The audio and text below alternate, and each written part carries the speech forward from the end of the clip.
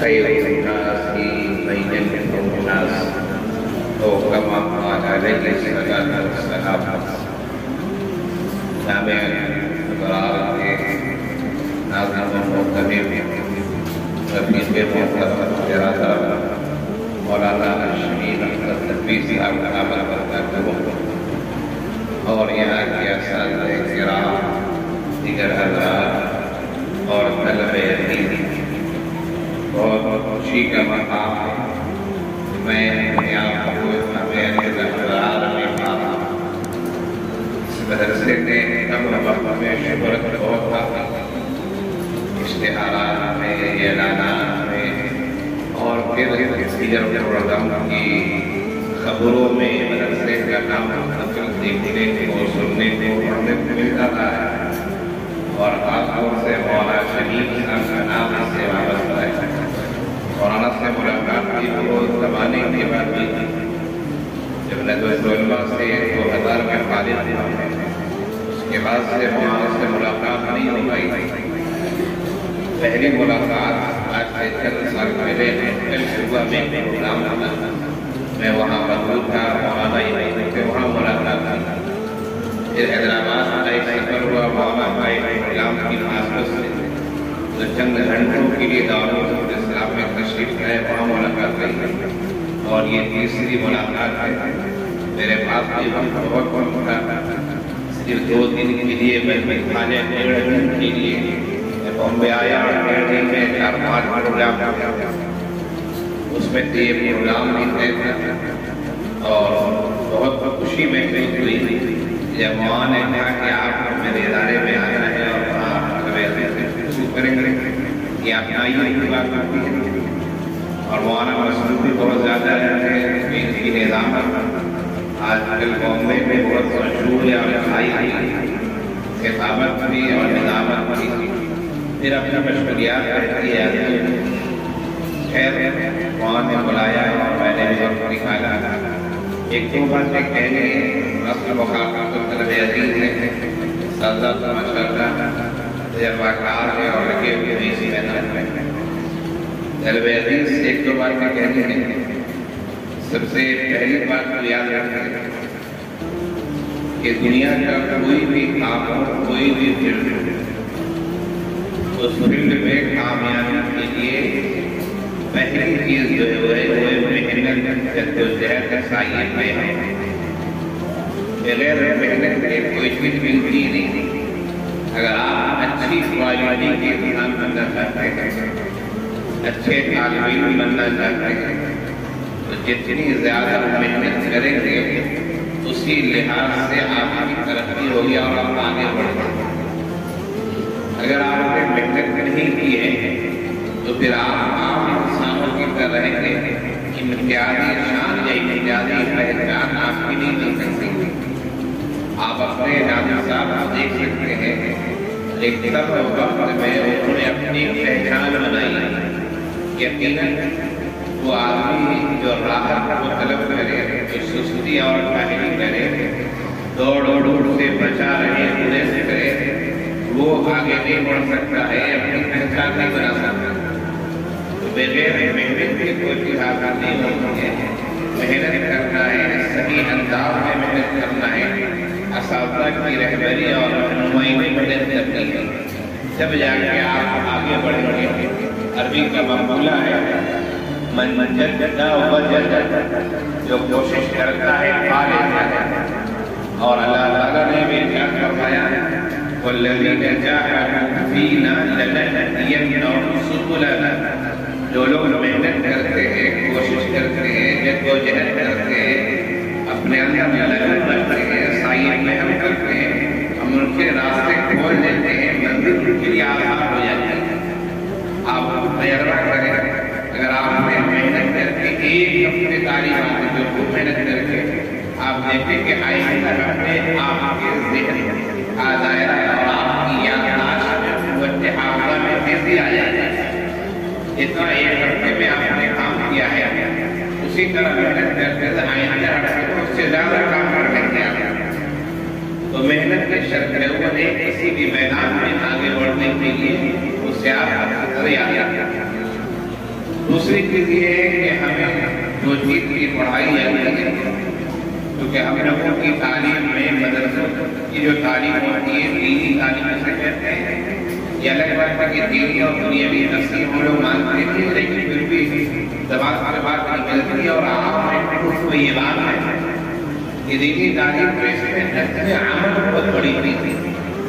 یہ عمل اگر نام ہے تو پھر اللہ کے کہتے کہ اس علم کا کوئی فائدہ نہیں ہے۔ یہ علم عمل کو چاہتا ہے۔ اہل کتاب نے عمل پر تاکید کی تو قرآن کریم نے اس پر بھنڈار لگایا، فرمایا مثل الذین حملوا التوراة ثم لم يحملوها كمثل الحمار يحمل أسفارا۔ وہ لوگ جن کو تورات دیا گیا، کتاب دی گئی، اللہ کا نظام دیا گیا، لیکن ان لوگوں کو اسے اٹھایا نہیں، عمل نہیں کیا۔ فرمایا کہ مثال میں گدھوں جیسی مثال ہے۔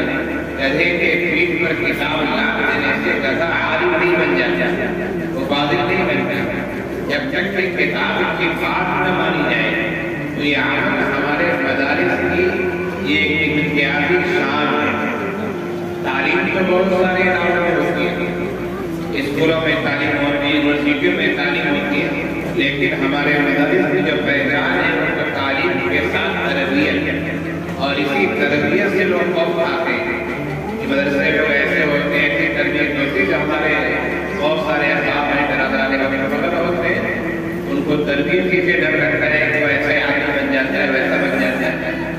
نہیں، ہمیں تربیت حاصل کرنی ہے جو واقعی ہمیں سکھائی جاتی ہے۔ یہاں جیسے میں آفس میں بیٹھا ہوا تھا، ماشاءاللہ جو آدمی میں گئے تو سلام کر کے داخل ہوئے، تو یہ صرف مدرسے کے آفس یا مدرسے کے کمرے پہ نہیں، یہ ہم اپنے گھر میں بھی جائیں تو ایسا ہی کریں، سلام کریں۔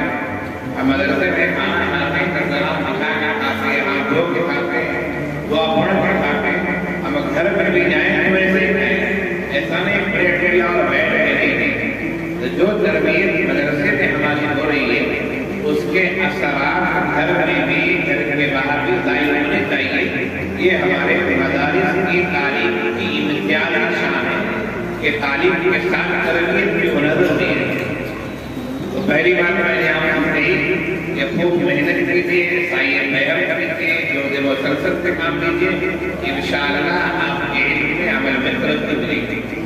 دوسری بات میں نے آپ سے یہ کہی کہ یہ جو ہمارے مدارس کا نظام ہے اس میں علم ہی نہیں دیا جاتا ہے، بلکہ اس میں تربیت بھی کی جاتی ہے۔ تربیت ظاہر ہونی چاہیے، اس کے اثرات مرتب ہونے چاہیے، تب جا کے آپ کو اچھا طالب علم کہا جائے گا۔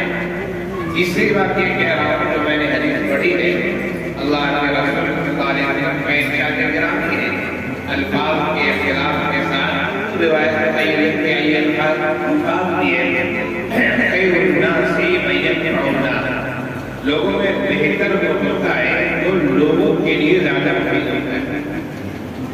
اپنے لیے کھا لینا، پی لینا، اپنے والد کو فکر کرنا، یہ تو جانور بھی کرتا ہے۔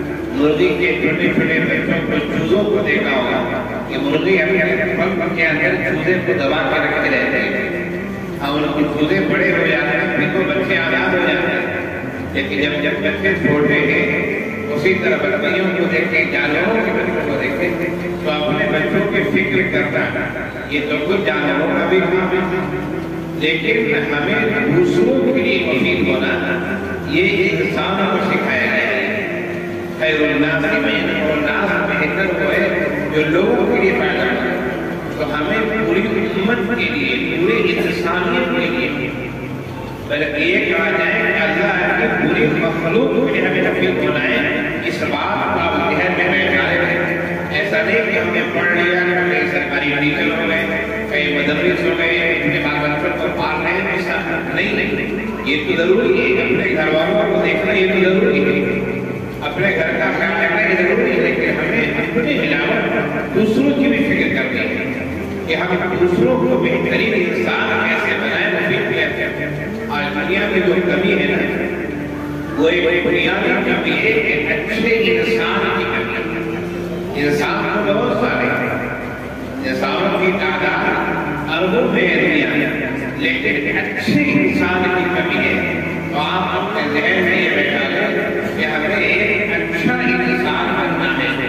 اچھا انسان ہوگا، اچھا انسان ہوگا جو اپنے لیے مفید ہو اور دوسرے لوگوں کے لیے یا اللہ کے مخلوق کے لیے مفید ہو. ہم مفید بھی کیسے ہوں گے؟ ہم اسی وقت مفید ہو سکتے ہیں جب ہم اپنے شریعت کی اتباع کریں، اپنے شریعت کے مطابق لوگوں کو سمجھائیں. اگر ہم نے شریعت کے مطابق نہیں سمجھایا ہے، لوگوں کو عمل نہیں کیا ہے، تو ہو سکتا ہے دنیا کے لحاظ سے ہم مفید ہو جائیں لیکن آخرت کے لحاظ سے مفید نہیں ہو سکتے، اور سامنے والا انسان بھی آخرت کے لحاظ سے اچھا نہیں ہو سکتا. تو ہمیں لوگوں کے لیے مفید ہونا ہے، دنیا کے لحاظ سے بھی اور آخرت کے لحاظ سے بھی. ہمیں دونوں جہان کی فکر کرنی ہے. قرآن کریم نے جو ہمیں دعائیں سکھائی ہیں ان دعاؤں میں ایک دعا یہ بھی ہے ربنا آتنا فی الدنیا حسنہ وفی الآخرۃ حسنہ. اے اللہ دنیا کی بھلائی دیجیے، اے اللہ آخرت کی بھلائی دیجیے.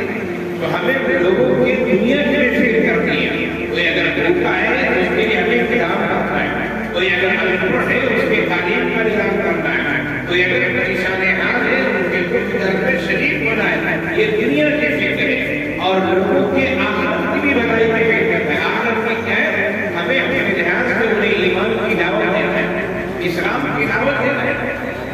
ایک صحابی حضرت علی بن عامر رضی اللہ عنہ وہ رستم کے دربار میں گئے تھے. رستم عیسائی فوجوں کا کمانڈر تھا. رستم نے بلایا تھا کہ مسلمانوں میں سے کوئی آدمی آئے اس سے بات کرنی ہے، لمبی تاریخ ہے. تو رستم نے پوچھا کہ پھر لوگ آئے نہیں، کیا مقصد ہے آنے کا؟ تو حضرت علی بن عامر رضی اللہ عنہ نے جو جواب دیا وہ جواب بتانا چاہتا. حضرت علی بن عامر رضی اللہ عنہ نے فرمایا تھا کہ میں آیا نہیں، اللہ نے ہمیں بھیجا ہے، یعنی اللہ نے ذمہ داری دی. انہوں نے فرمایا اللہ تعالی لنخرج من شاء عبادة العباد إلى عبادة الله وحده ومن ضيق الدنيا إلى سعتها ومن جور الأديان إلى عدل الإسلام. اللہ نے ہمیں بھیجا ہے کہ ہم لوگوں کی غلامی سے نکال کر اللہ کی غلامی میں لائیں، لوگوں کی عبادت سے نکال کر اللہ کی عبادت میں لائیں، لوگوں کو ادیان و مذاہب کے ظلم سے نکال کر اسلام کی عدالت کی طرف لائیں، لوگوں کو دنیا کی گندگی سے نکال کر اسلام کی وسعت کی طرف لائیں. تو ہمیں لوگوں کے دنیا کی بھی فکر کرنی ہے اور لوگوں کی آخرت کی فکر کرنی ہے. کیونکہ میرا سفر بھی ہے اور جانا بھی ہے. یہ تین باتیں عزیز طلبہ میں نے آپ سے کہیں یاد رکھی. تین باتیں. پہلی بات محنت اور لگن سے کام کرنا، خود محنت کرنی اچھا. دوسری بات علم عمل کو چاہتا ہے، جس طرح مدرسے میں عمل کر رہے ہیں ہمیں مدرسے کے باہر بھی عمل کرنا ہے. اور تیسری بات ہمیں لوگوں کے لیے مفید ہونا ہے، دنیا کے لحاظ سے بھی اور آخرت کے لحاظ سے بھی. اور جو اساتذہ کرام محنت کر رہے ہیں ماشاءاللہ قابل مبارکباد ہے کہ انہوں نے ایک اچھی راہ کو اختیار کیا ہے. مدرسے کے نظام کے بارے میں مجھے معلوم ہوا کہ ماشاءاللہ اساتذہ کو بھی بہت ساری ضروریات ہیں اور تعلیم کا ایک مستحکم نظام چل رہا ہے. جو اساتذہ لگے ہوئے ہیں ان کے لیے بھی دعا کریں، جو ذمہ داران ہیں ان کے لیے بھی دعا کریں، اور آپ طلب عزیز کے تعاونات مستقبل کے لیے دعا کریں کہ اللہ تعالیٰ ہم سب کو امت اسلامیہ کے لیے ہی نہیں بلکہ اللہ کی پوری مخلوق کے لیے اللہ تعالیٰ ہم سب کو مفید سے مفکر بنائے. وآخر دعوانا ان الحمدللہ رب العالمین. ماشاءاللہ جوالا نے مختصر وقت میں تین اہم اور ضروری پیغام. پہلا کام کیا ہے اور دوسرا الگ الگ کیا ہے؟ محنت سے کام کرنا. جی آپ سب کا کیا کام ہے؟ پڑھنے لکھنے خوب محنت سے پڑھنا لکھنا، اتنی محنت سے پڑھیں گے مستقبل اتنا ہی اچھا بنا. دوسری چیز کیا بتائی؟ جو پڑھیں گے اس پر ہم عمل کریں گے. گدھے پہ اگر کتاب رکھ دی جائے تو گدھا عالم نہیں بنے گا. اگر ہم علم کو سیکھ لیے لیکن عمل نہیں کریں گے تو ناکارہ پھر ہمارے پڑھنے کا بھی کوئی فائدہ ہے. اور تیسری چیز آپ نے یہ بتائی کہ ہم کو اپنی ذات کے لیے بھی اور ساری دنیا انسانیت کے لیے مفید بننا، سب کے کام آنا. انشاءاللہ یہ نئی بات یاد رہے گی. پہلی چیز کیا محنت، دوسری چیز عمل، تیسری چیز سبقوں کے کام آنا. لیکن انشاءاللہ یہ 3 پیغام انہوں نے دیا ہے. حضرت مولانا مفتی سراج الہدیٰ ندوی ازہری بڑے عالم آپ یہ 3 پیغام لے کے جا رہے ہیں. انشاءاللہ ہم سب کی نیت یہ ہے کہ ہم اس بات پر عمل کریں. میں اپنے ادارہ کے جملہ اساتذہ کرام حضرت مولانا مفتی سراج